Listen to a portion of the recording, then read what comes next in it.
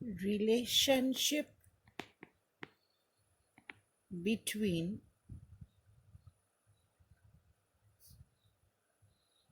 the focal length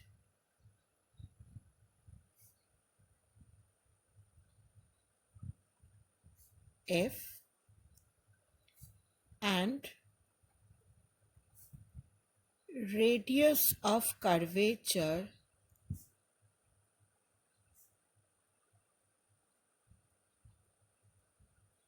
capital R for spherical mirrors.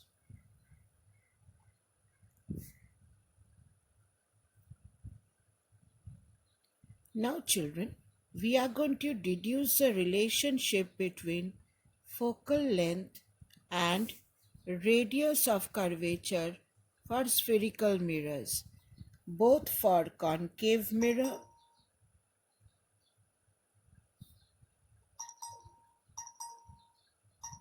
and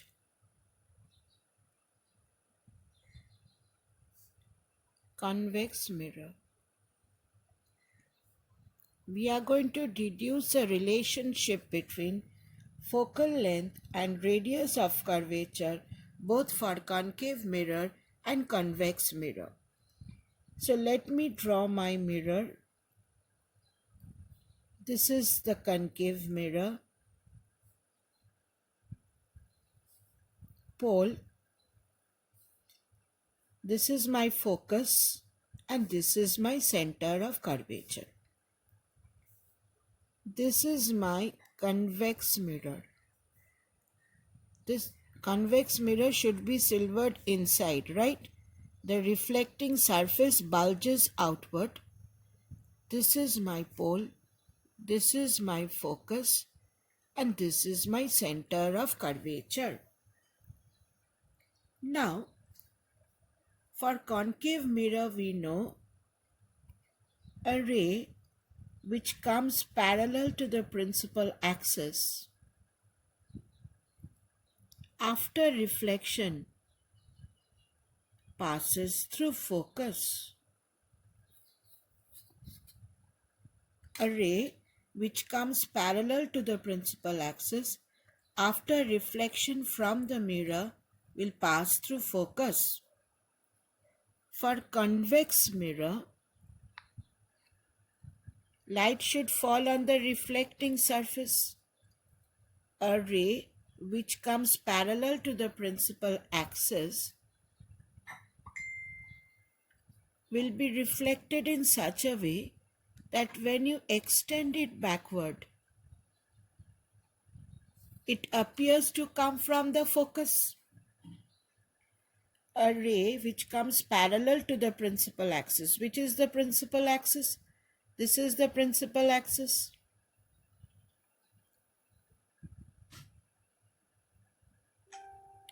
Here this is the principal axis.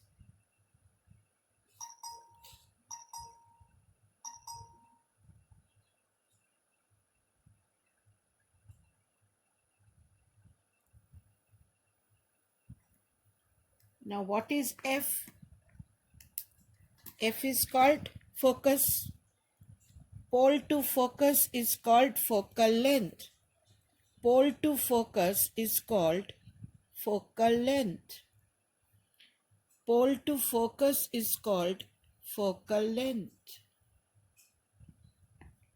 Now pole to center of curvature is called radius of curvature. Pole to focus is called radius of curvature R. It is called radius of curvature. Till the center of curvature, my distance from the pole is R. Now, which is my normal, children? I told you from the center of curvature, if I draw any line on the mirror, that will be my normal. So this is my normal. This is my normal. Angle which the incident ray makes with the normal is my angle of incidence I. I am taking this angle as theta. Angle which the incident ray makes with the normal is my angle of incidence. Now we know angle of incidence equal to angle of reflection. Now which is my reflected ray? This is my reflected ray.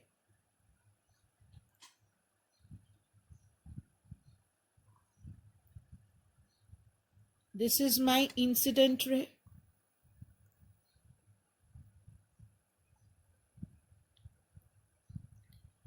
Angle which the incident ray makes with the normal is angle of incidence, and angle which the reflected ray makes with the normal, this is my angle of reflection R, and by the laws of reflection I is equal to R, so I am taking this angle also theta. Remember, angle I is equal to angle R. I am taking this as theta. This comes from the laws of reflection. This comes from the laws of reflection. Now, the incident ray is parallel to the principal axis. So, children, this angle I and this angle, they are alternate angle, isn't it? Say the ray A meets the mirror at B. So, AB is parallel to the principal axis. BC is the transversal. So, this angle and this angle are alternate angles. If these two angles are alternate angles, I can say this angle is also theta. Why? What is the reason? What is the reason behind it? Alternate angles are equal.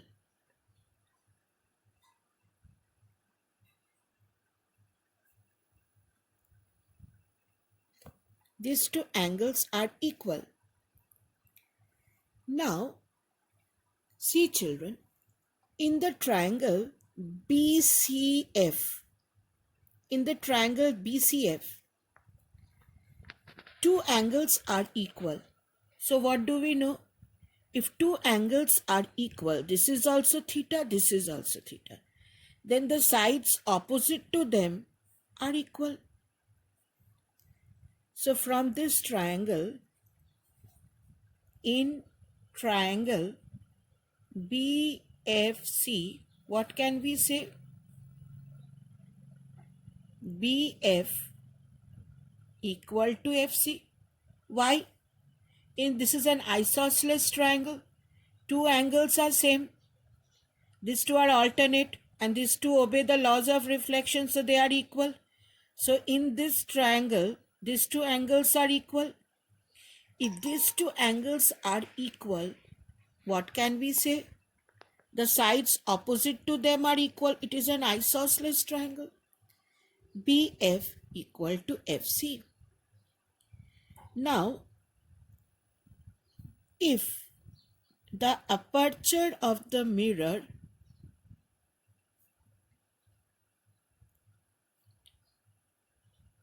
is very, very small. What do you mean by that? I have discussed aperture before. If the aperture of the mirror is very small, we can assume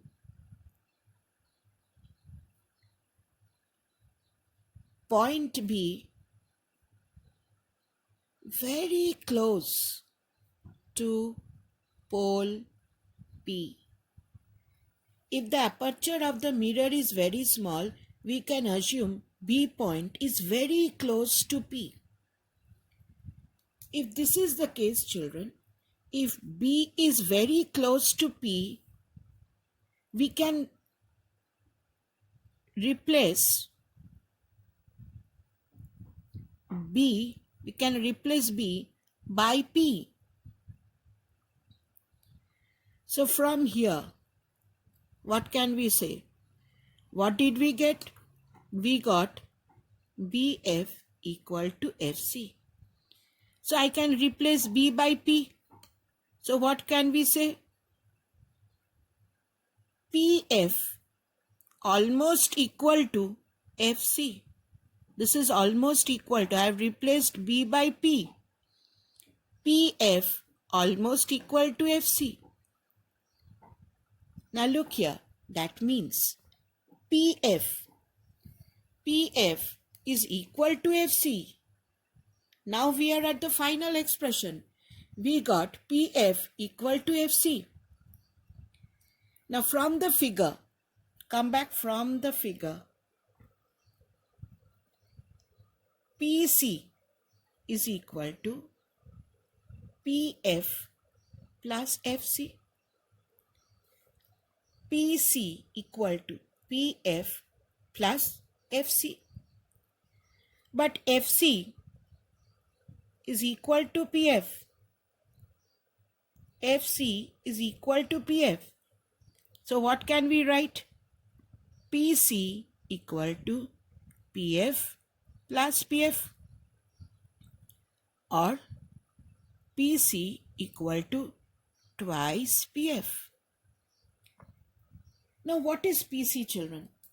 See, PC is R. PC is R. And what is PF?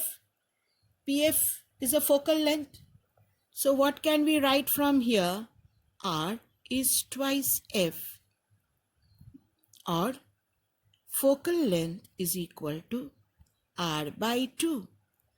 So remember, children, focal length is half the radius of curvature. Now if the same derivation you are asked to do for convex mirror, now what do? I have my ray complete. Now I have to draw the normal, and the normal should come from the center of curvature. Normal should come from the center of curvature.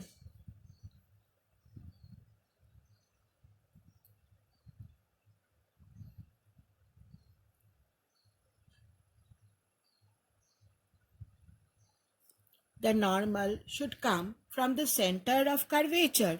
This is my normal. This is my incident ray.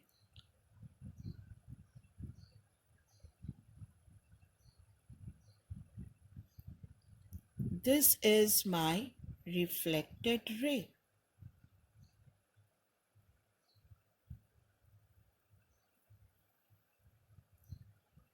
Now, angle which the incident ray makes with the normal is my angle of incidence I, which we assume at theta. Same thing, I we are taking as theta.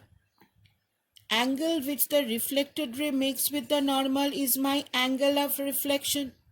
By the laws of reflection, angle I is equal to angle R. So this is also theta. So these two angles are equal. Now this angle, children, this angle, that is this angle, is equal to this angle. Why? Why this angle is equal to this angle? If this is theta, this is also theta. Because they are vertically opposite angles. Vertically opposite angles are equal.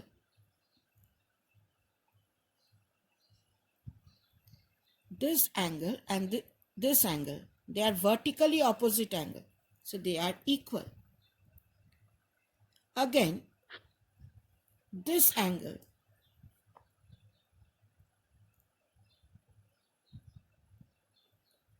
and this angle, if these two are parallel lines, a line A comes at B, AB is parallel to the principal axis. Now, if I write this as, say, this is CB, let me name this as D.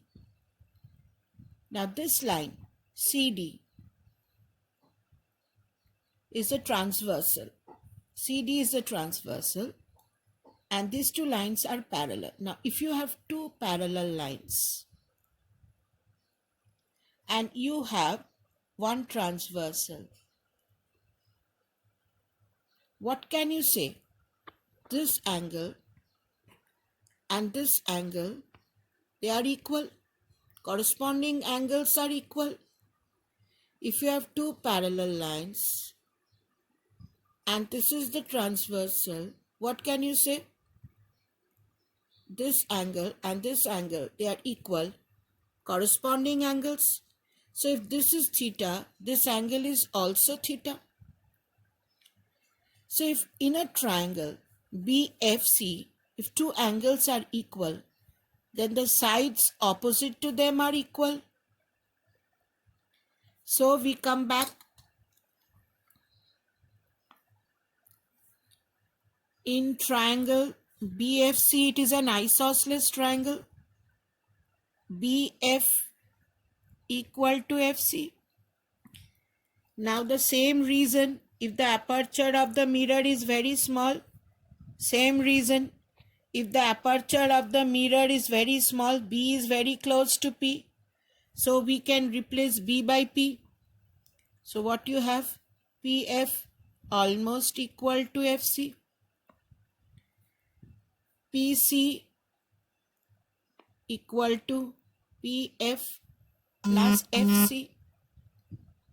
But FC is equal to PF.